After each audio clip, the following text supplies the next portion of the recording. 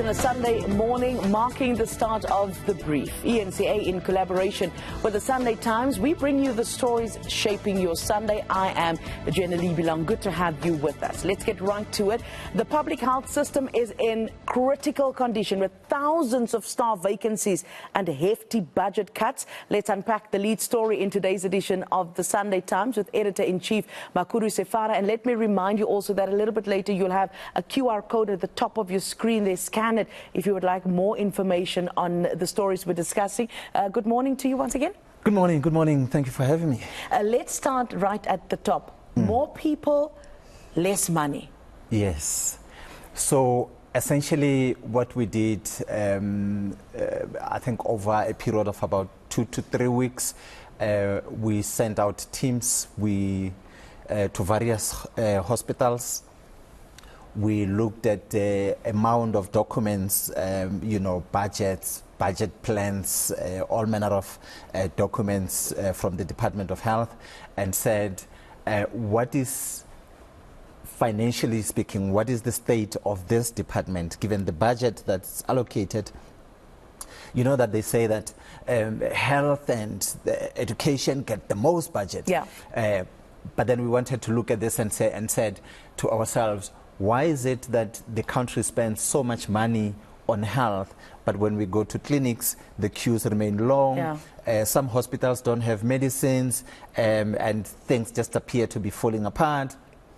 And we're doing a build-up to the National Health Insurance. And so we looked at that. And then we found, and following interviews with quite a number of people, we found that the health system is buckling under severe pressure. In health terms, you can say it's very critical. And I suppose the officials will say critical but stable. But stable, yeah. I don't know. Yeah. So we found it's really very, very critical. The numbers we've put in the graphics there, that show that quite a number of people are going into these facilities. In Gauteng, for example, we found that despite budget decreases, and that budget was cut by quite a big figure at the beginning of the financial year, about 6.7 billion or thereabout, if my memory serves. But then we found, in spite of that, the number of patients going into public health facilities has increased by 1 million. It now stands at around 19 million. It's actually more than the people of Gauteng or people who stay here. Yeah. And so, when you look at that, there's some kind of an explanation that comes through that says there are people from other hospitals outside of Gauteng that get referred here. But the people who work in these hospitals are saying to us, we need more resources. We can't, the system is not coping. Yeah. Oftentimes when we have a conversation around our healthcare, we're just talking about the corruption and the money that's lost to corruption, and we blame the lack of facilities and services on just corruption. But from what you're saying, there is also this very big deficit, more people, less money. But on the other hand, on the next page, we have millions spent on guarding ransacked Kenton Park Hospital. And those patients now have to go to other hospitals. Geez, I mean, this hospital has been in a state of disrepair, you can't believe, since 1996. And when this started, the cost of guarding that hospital was 740. Yeah. And as of last count, now the department is spending 5.7 million per year just guarding a hospital that is not working, that is not delivering a service to anybody. And the people, the doctors, the nurses, and the other people that we've spoken to are saying to us, the funds expended on this hospital could be redirected to frontline services where nurses are under pressure, doctors are struggling, pharmacies or dispensary units in hospitals are without critical medication. There's you know, I mean, the pictures that you're seeing there, that's inside of a thing that's supposed to be a hospital. So what are officials saying? Just briefly, what's officials saying? Yeah, they're saying, look, we are aware of this, but they've tried everything to make sure that no one is able to go in there. They've put security guards, and they're saying that they have put out an advert to try to check what public interest is in, from corporates to go into public-private partnerships and see what can be done with it. But from where I sit, I find that they're taking way too long, and these numbers speak for themselves. And what is required there, in my view, is that they needed to fail fast. They needed to make a call whether or not they're going to resuscitate that hospital and resuscitate it quickly. And if they are not able to do that, they need to make a quick call to put it out to the market, so that they don't have to spend these funds, and that these funds are redirected to people who need them the most, whether in medication or staff in various facilities. Absolutely, they need to make a call. And remember, a lot of interesting figures around the healthcare system in the Sunday Times. Scan that QR code and it'll take you right to the website. We shift our attention to this now. Once the crown jewel of South Africa's defence contracting, the NEL has faced serious problems in the past 10 years. Now, the issue of loss of secret intellectual property has come to the fore as well. What's the story there? Yeah, so essentially the way this thing comes to the fore is that a former CEO of a subsidiary of Denel has went to court to say, look, I think I deserve to be reinstated because the process that was followed to get me out of the system was unlawful, blah, blah, blah, blah. But the thing that is interesting to us, and this is very, very infuriating, is that he then puts information that says the country owned IP relating to the manufacture of, a lot of interesting things that have to do with the defense sector. Now, this IP has been lost through, whether it's negligence or willful collaboration with some of the countries that are in the Middle East who have recruited some of the people who worked for Denel, and the effect of that is that we have lost that IP. That IP is now sitting elsewhere. And so we sit here as South Africans and say, no, but the Defence Force, we used to be able to manufacture our own, and now we're sending some of members of the Defence Force to the DRC and Central African Republic. They're getting shot and killed. There's no air support. This is what we see. But the thing we weren't seeing properly is that part of that which we were able to do ourselves to provide support for our Defence Force officials on the ground, or the soldiers on the ground, we are not able to do anymore because that IP is lost through corruption in Denel. And so some people are sitting at home, they're saying, oh, my child was a soldier, they died in the DRC or they died wherever. But they may not have the information and the vocab to say, part of the reason why my son died is because somebody at Denel was corrupt, somebody collaborated with people to steal, not just from Denel, but from all of us as South Africans. The IP that's now sitting elsewhere, and now Denel, as we have it, is unable to help the Defence Force to become the power, the jewel that you described earlier, that it used to be, because corruption has done us badly in this sector. There's the issue of the IP, there's the issue, of course, of the money being lost, but this is an issue of national security, right? Yeah. Very concerning. Yeah, we joke, and even on social media, people call our soldiers the Mabenas because they make errors that are unexpected of people who have been training and blah blah. And some people joke, we can't even attack or defend ourselves against Lesotho, being such a small neighbor, blah blah. But the reason for that, the reason we are unable to put up a strong defense as a country is because the defense force is compromised. The defense force is compromised because Dinel itself is compromised. Dinel itself is compromised because there's corruption in that space. There's a wholesale theft and collaboration with unsavory characters, and other countries that are intentionally looking at what Dinel used to do, what made us strong in the past. And the question is, who are those countries as well? They are in the Middle East. There's a work that our investigative journalists are working on, and I suppose there's going to be additional reporting in that space going forward. But the Department of International Relations and the Defense we understand, went into some kind of a discussion about how to deal with issues relating to the theft of our country's IP. Sure, looking forward to that follow-up as well. We will be back in a moment, but keep in mind you can scan the QR code. Which side is it? That side. Scan the QR code and you'll get more information in today's Sunday Times. More when we return. Stay with us.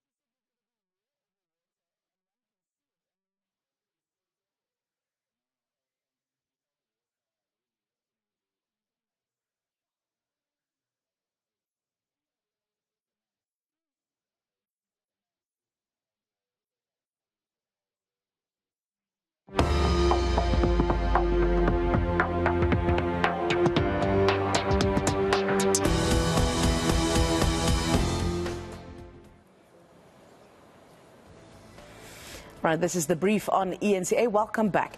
The city of Gold is overflowing with water issues. A lack of infrastructure maintenance is sparking anger among residents, demanding restoration of supply. Still with me, Sunday Times editor-in-chief, Makuru Sefara, as we discuss this.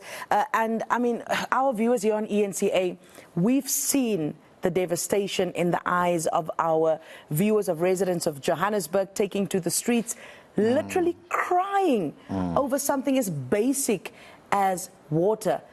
And it seems experts believe we don't have the money to fix the infrastructure. No, we don't. It's actually quite shocking, the state in which our water infrastructure is in. So we looked at the number of reservoirs that we have, around 82 or thereabouts, and we found that about half of those are beset with cracks, which means that the city is unable to fill up those reservoirs in order for them to redirect and supply to various areas. Some of the experts are saying it's bad that at this time of the year you're having the kind of water issues that you're having because in the months ahead, November, December specifically, when water usage is at its peak, you are going to have a worse situation because in the past what used to happen is that authorities would use winter and just about now to finalize the repairs to the infrastructure so that the reservoirs and whatever else that they use are in their peak state when summer hits. And right now, the infrastructure is barely coping and it's not even summer yet. And so they're saying, look, brace yourself, you're going to have problems. This is going to get worse if the people of Joburg in particular thought that they had a hectic December last year when there were some repairs that were happening and the city was saying, oh yeah, no, we waited for people to leave. Wait for this year and let's see what happens. But the picture that's emerging there is really very troubling. Absolutely. Now, team, if you can bring up that graphic for me again with that map showing where the water problems are. We have people from the poorest communities struggling with water supply. On the other hand, we've got people in the affluent communities, if you look at that map, having major supply problems. Ratepayers are, let me just say, upset. I wanted to say something else. They are upset because they're asking, what have we been paying for all these years if you don't have your finger on the ball? Even our very own Bradan Muyane made a video saying they've not had water since Thursday in the northern suburbs, pleading to Mayor Dada Morero to intervene. This is very concerning, but it paints a very clear picture. What's the problem here? Political will, money? When you do your investigations, what do you find? Yeah, so when there's issues generally in poor areas, the people in charge of our municipalities take a while to respond. Yeah. So to take you 2 seconds away from this, in Polokwane, for example, I was there the whole week last week. In the whole town, there was water supply, no problems. But in Sheho, which is a poor township in Polokwane, there was no water. There's intermittent supply through tanks. The same thing applies here. So. And residents who have access to means, are using boreholes and all manner of things because they've given up on the city. They're thinking, I either buy a JoJo tank or I do a borehole. They are able to make a plan for themselves. The ones in the poorer areas around Gauteng are the ones facing a perfect storm of infrastructure collapse. And they feel hopeless, which is why they then go to the streets. Protest, and then they burn things and they cry because they are feeling hopeless. And the fear is, as they protest, they shouldn't damage other public facilities because, it's going to take years for the municipalities to repair the other. But they feel, there isn't anything they can do themselves because they've been waiting for municipalities to deliver. Unfortunately, we have to leave it there. But we've got, as always, so much to discuss. Keep in mind to scan the QR code to get a digital copy of the Sunday Times. Thank you so much, Tumakuru. Next, we talk sports. Orlando Pirates, yes, and the Springboks win big this weekend. BBK is here to unpack those games. Stay with me.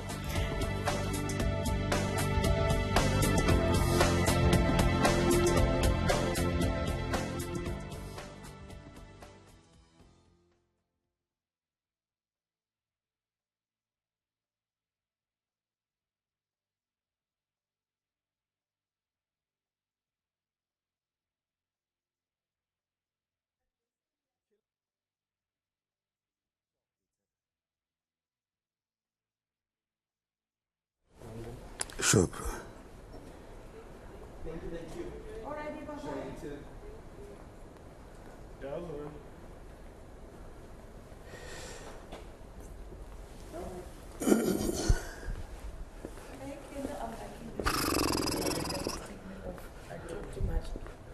Hey? All right, now I'm saying I talk too much. No worries, no worries. It's all good. Yeah. Alrighty, so Pirates? Yes. Pirates history. First team ever to win it 4 times in a row. 4 times. Yeah. So let's just, you can open it by calling it a historic day for South African sport yesterday. Got it. Then I will, sure. You said an historical day for South African? Sport. Yeah, because Springboks, it was a historic result, and then Pirates also made history. Yeah.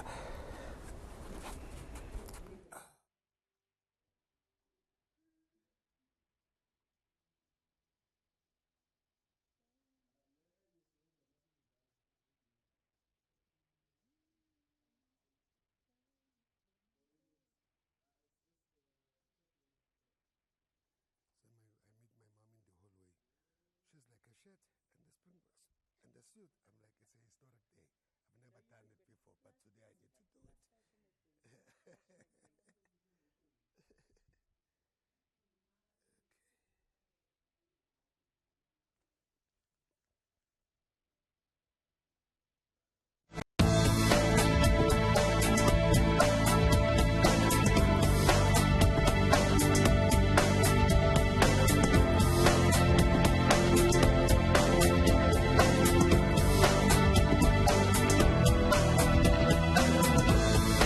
Orlando Pirates fans are in full chorus this morning after their team won the MTN 8 final. Sunday Times sports editor Bareng Batu Gorgeous sits down with us now. BBK, good morning. A historic day for sports in South Africa.